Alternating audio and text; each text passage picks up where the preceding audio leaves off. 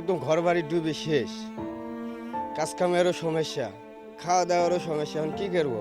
এর ভিতর তো বাস করা যাবে না। এর জন্য ধরেন অন্যজনের বাসায় এখন কোনো রকম ঢুকছে।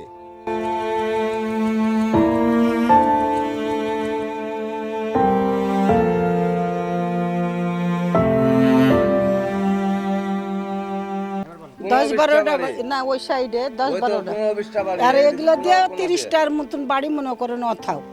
আমরা মনে করেন বাড়াইতে পারছি না, কোথাও যাইতে পারছি না, না পেরে মানুষের বাড়ি আছড়াই গেছি। বুঝছেন, আমাদেরকে আপনারা কিছু সাহায্য দেওয়ার চেষ্টা।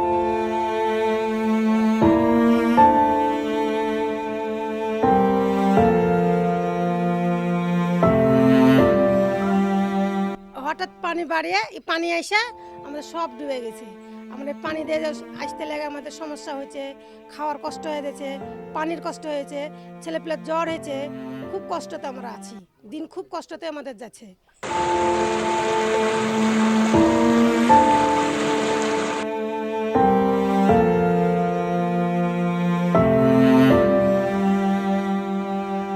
তারা অনেক কষ্টতে আছে, এই পানিতে অনেক বাসা ডুবে গেছে, যার জন্য বলার কেউ নাই। তো আমরা আশা করি ইনশাল্লাহ আপনারা সকলে মিলে যদি তাদের জন্য একটু পাশে দাঁড়ান, ইনশাল্লাহ তাদেরও উপকার হয়।